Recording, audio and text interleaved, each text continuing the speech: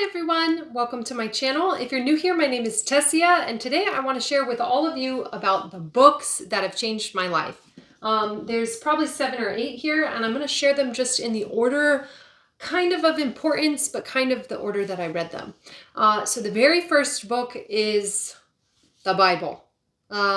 This is not just any Bible. This is the Amplified Classic Edition, the AMPC.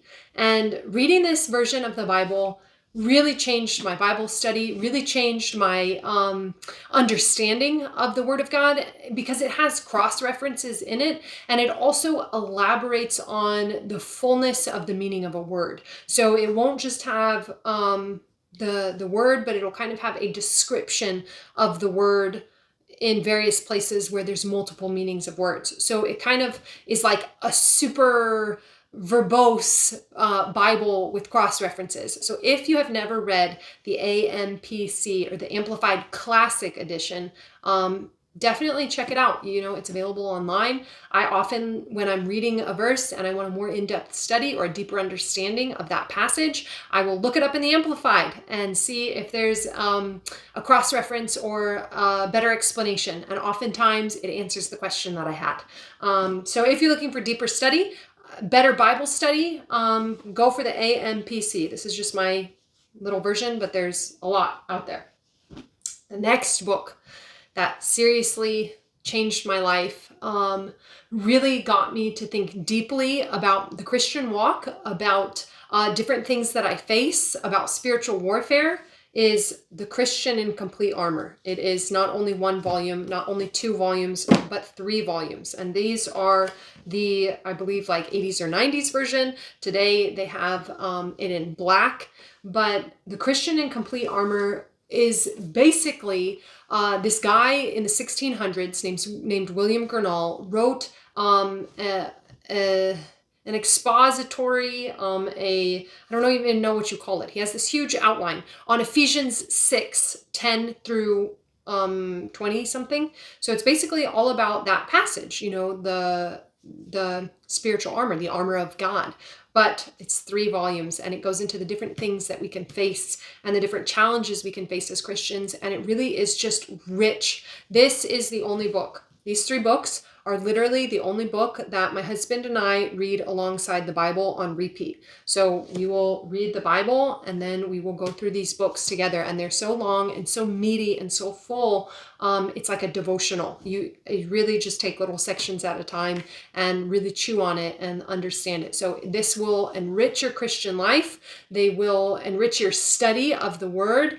And they're books that have changed my life, changed my viewpoint, really encouraging, just really anointed by God. So you can get those online. Almost literally every book I have here, I got used. So you can get all these books online used, but these are a very powerful Bible study tool, you know, spiritually enriching book to read alongside the Bible. Next book that changed my life, Not a Fan by Kyle Idleman. This book talks about not just being a fan of Jesus, but a follower, someone who takes action. You know, when we're fans in a football stadium or fans of a sports team, they're not actually playing the game. They're just on the sidelines cheering on the people who are playing the game. And oftentimes in Christianity, we can live like that. We can become fans on the sideline who are cheering the people on who are actually playing the game. And really, God wants you to get in the game and to not just say that you like him and say that everything Jesus did was good, but to actually follow him. This book it brought me to tears. It brought a lot of healing. In this book, there is a passage about Mary Magdalene and what her experience must have been like coming to Jesus, or the sinful woman in Luke 7, I should say. And that passage just spoke so deeply to me and ministered to so many broken parts of my heart. So this is, if you're looking for an easy read, it is an easy read. It is a funny read. It is a convicting read. This is a great book to pick up. Also, there is a YouTube video series that Kyle Idleman did on Not a Fan, and I will link that into the description below. There's another book he wrote that I haven't included in this. It's called Aha, and it's the story of the prodigal son. And he did a video series on that as well. But this book, don't just watch the video series. Watch the video series if you want. It's good. It elaborates, it expounds. There's more in the series than what's in the book, but read the book. It is a good book. It will convict you. It will challenge you. It will really encourage you to go back to a place of loving Jesus and obeying him because you love him, rather than just serving out of duty or not even serving at all. So, book that totally transformed my life, healed me in lots of ways, helped me. I've read it twice, and I would almost read it again because it's that good. So that's a good book.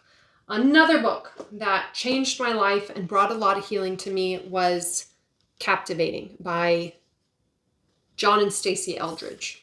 So this book I did as a book study with a group of women. I think that brought more impact from the book or healing out of the book because we discussed it. We had questions. We had times together. It was a great book to do a book study on, but it really talks about the different types of women and how to, I guess, be healed and what your relationship with Jesus is supposed to look like. There was one part of this book that I did disagree with, though, and I actually had it bookmarked or, dog-eared.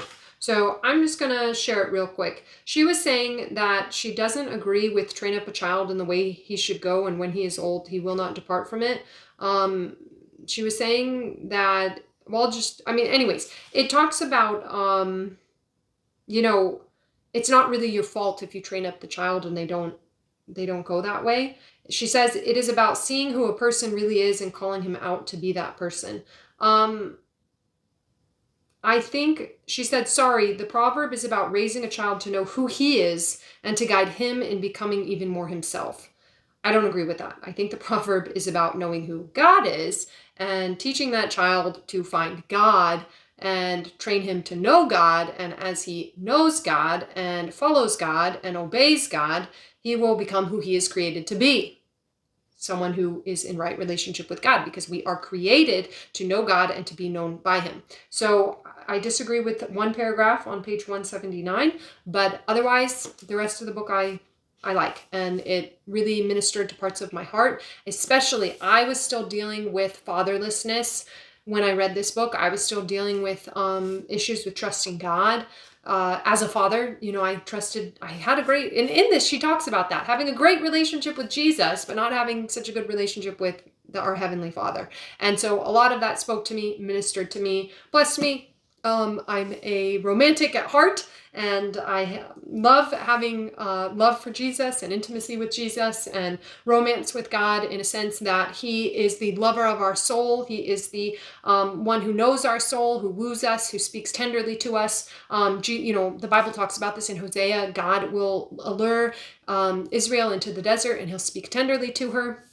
So, the comparison of knowing God as in an intimate way, in a loving way, in a romantic way, is not foreign to God. He compares it to that in the Bible, that the false gods are adulterous, and he wants us to be a pure bride, presented to God, her husband. 2 Corinthians 11, Paul says he wants us to be a pure bride presented to Jesus Christ. So anyways, romance with God, us being the bride of Christ, is not a foreign concept to God. And this is a book for women, talking about your heart and your mind and your soul. And it talks a lot about romance with God and loving God. And it brought healing in a lot of ways. I think it's lacking some of the other things that the other books that I shared brought up about being a Christian in complete armor. And we are on a battlefield. And also, not being just a fan, but a follower. So all those books round out other things. But this is a soft, womanly book that brought healing to my broken heart.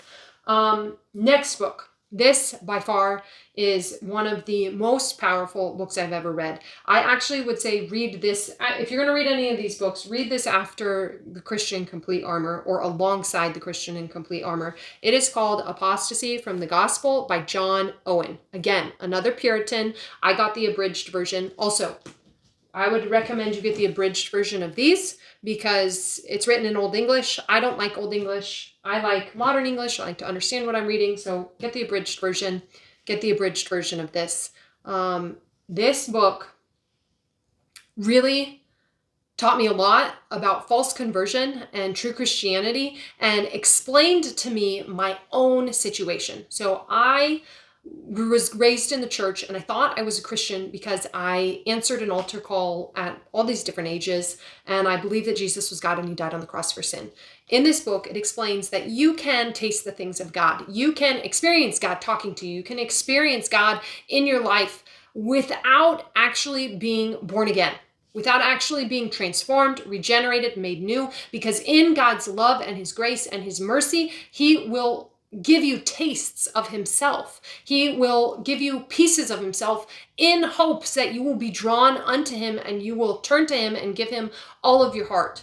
And this speaks a lot to the condition of the American church and why there are false conversions. And I mean, truthfully, I can't believe it was written so long ago, and it is totally applicable to us today. And it's a short read. I read it in a summer, a couple months with my husband.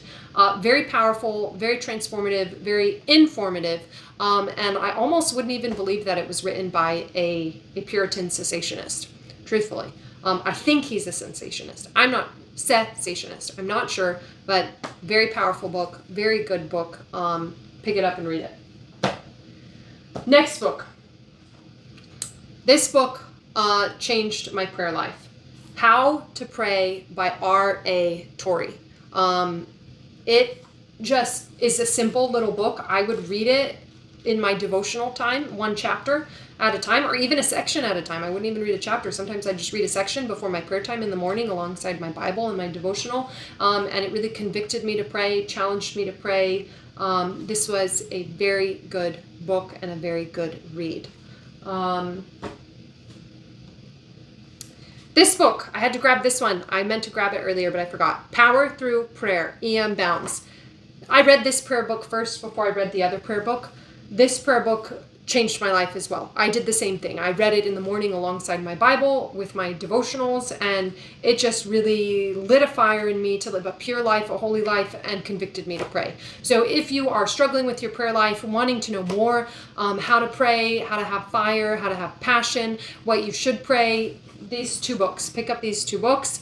I mean, you'll be chewing on them for a while. They're pretty meaty, pretty powerful, and they really blessed me in my prayer life and my prayer time.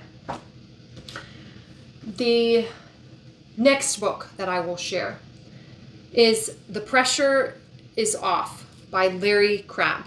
So I recently read this book. This is a more recent book that I read, and it talks about living life by the Spirit and not letting your circumstances determine your joy, basically. It's saying when you do A and you add B, you expect result C, but sometimes that doesn't happen in this life. Sometimes, we do A and B and there's catastrophe, there's heartache, there's why is this not working, this formula not working. Well, truthfully, relationship with God isn't a formula. It's all about knowing him rather than making God work for you, truthfully. Instead of expecting God to be a blessings vending machine, you should know God personally and intimately. And so it is an easy read.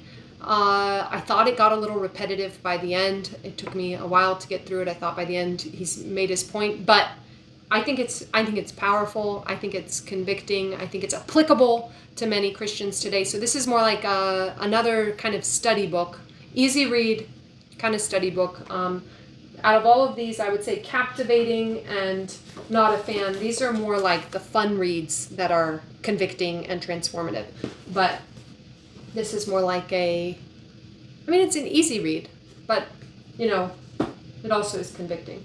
Okay, last book. I threw this one in for fun because next time I'm going to do biographies that have changed my life. So none of these are biographies, but I love biographies. I love Christian biographies. I had way too many to include them in this video. But this is a great little book, Tramp for the Lord by Corrie ten Boom. She is an excellent writer. Corrie ten Boom is able to have wit and humor and intelligence and grace in her writing. You know, she's very easy to read. She's very relatable, very relatable. And so Tramp for the Lord is just, you can read one chapter at a time and it's like its own story. So she writes the different chapters of basically testimonies of her, you know, serving the Lord. And so you can pick it up at any time, put it down at any time. I would read it before bed at night because it's like, oh, let's read something fun that also is edifying and encouraging and, you know, builds me up in my spirit. So this was an excellent book, an excellent read. Lots of convicting things as I read it. I mean, little nuggets where God would say, are you really trusting me here? Or, you know, do you have this mindset here? So this is a nice before bed read and a good book. So those are the top 1, 2, 3, 4, 5, 6, 7, 8, 9, 10 books that have changed my life. Technically 12 because one of them is 3 volumes long. But the 10 books, my top 10 that have changed my life that I would encourage any Christian to read. And truthfully, if you read any of them, you will be convicted and God will speak to you. So I pray that this video blessed you. I pray it encourages you. I pray that you pick up one of those books. Comment below if you do start a book and you read it and you like it. Comment below. Let me know what you think of it and how it's impacted you or touched you and blessed you. So I pray you all have a blessed and a beautiful day, a day filled with God's beauty and with lots of reading. Bye.